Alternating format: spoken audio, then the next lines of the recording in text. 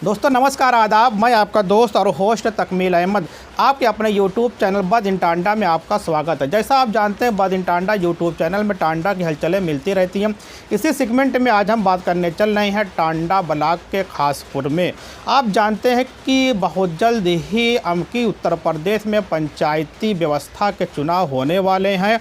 इसके बारे में हम बात करने चल रहे हैं, फिर इसके ज़रा संवैधानिक पहलू पर। तो आप जानते होंगे कि की 73वें संविधान संशोधन अधिनियम लागू होते ही उत्तर प्रदेश पंचायत राज अधिनियम 1947 और उत्तर प्रदेश क्षेत्र पंचायत व जिला पंचायत अधिनियम 1961 में संशोधन कर संवैधानिक व्यवस्था की गई और आरक्षण व्यवस्था लागू की गई। इसके बाद राज्य निर्वाचन आयोग का गठन हुआ और फिर 1995 में पहली बार पंचायत के त्रिस्तरीय चुनाव उत्तर प्रदेश में कराए गए। क्योंकि मैंने यहाँ पे एक जिक्र किया, आरक्षण के बारे में जिक्र किया गया है कि जब 73वां संविधान संशोधन होकर लागू किया गया तो उत्तर प्रदेश में भी आरक्षण की व्यवस्था की गई। तो आप जानते हैं कि हमारे देश में कि कभी ओबीसी के बारे में आरक्षण मिलता है, कभी एससी को मिलता है, कभी एसटी को मिलता है, कभी सामान्य को आरक्षण के बारे में कि आरक्षण मिलता है, उनकी आबादी के अनुसार आरक्षण मिलता है। तो आप जान रहे हैं कि मैंने बताया कि सबसे पहले त्रिस्तरीय चुनाव उत्तर प्रदेश में 1995 में हुए। उसी के अंतर्गत टांडा ब्लॉक में एक गांव है खासपुर, जहां पर अभी तक 1995 से लेकर अभी तक ओबीसी को आरक्षित सीट नहीं मिल पाई है, जबकि वहां पर आबादी ओबीसी अर्थात अन्य पिछड़ा वर्ग के 53% निवास करती है, एससी अनुसूचित जाति 33% निवास करती है और सामान्य 13% की आबादी वहां पर निवास करती है। इसके बाद आज तक भी वहां पर की जनरल ओबीसी के लिए आरक्षित नहीं किया गया है।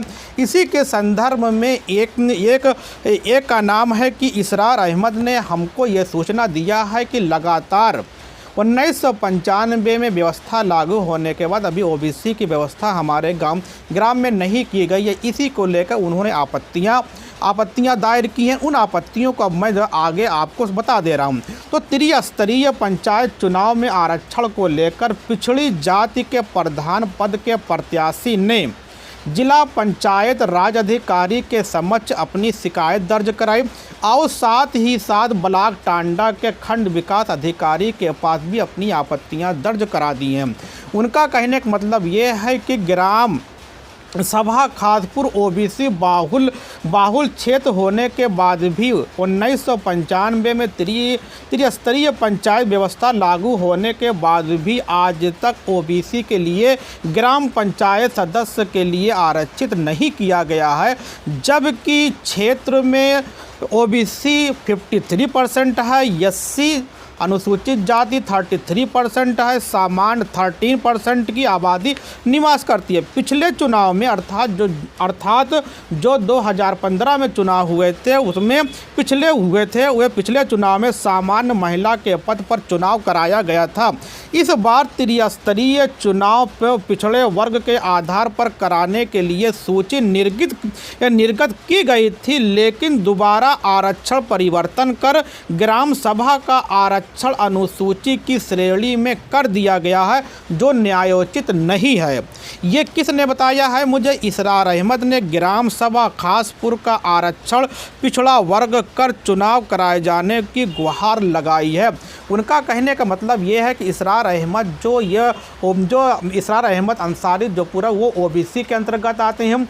उनका ये कहने का मकसद है कि 1995 से लगातार त्रिस्तरीय पंचायती चुनाव होते आ रहे हैं जहां पर और इस व्यवस्था के अंतर्गत कि ओबीसी और एससी को पूरा अधिकार मिलना चाहिए, यहां तक आबादी के अनुसार। और उनके ग्राम खासपुर में 53% आबादी ओबीसी की निवास करती है, अन्य पिछड़ा वर्ग की निवास करती है और 33% अर्थात 33% अनुसूचित जनजाति अनुसूचित के लोग हैं और 13% सामान्य आबादी निवास करती है। लेकिन इस आबादी के लिहाज से ओबीसी को मिलना चाहिए, जो अभी तक उनको आरक्षित श्रेणी नहीं मिली है। ये उनका मत था। ये हमारी आज की सूचना थी। इसके अलावा और किसी को हमारे चैनल के माध्यम से अपनी बात को रखना है तो हमारे नीचे नंबर चल रहा है, आप इस नंबर पर कॉल कर सकते हैं और हमसे संपर्क, हमारी टीम से संपर्क हो सकता है। Okay, thanks. फिर मिलते हैं एक नए सेगमेंट में नए टॉपिक के साथ।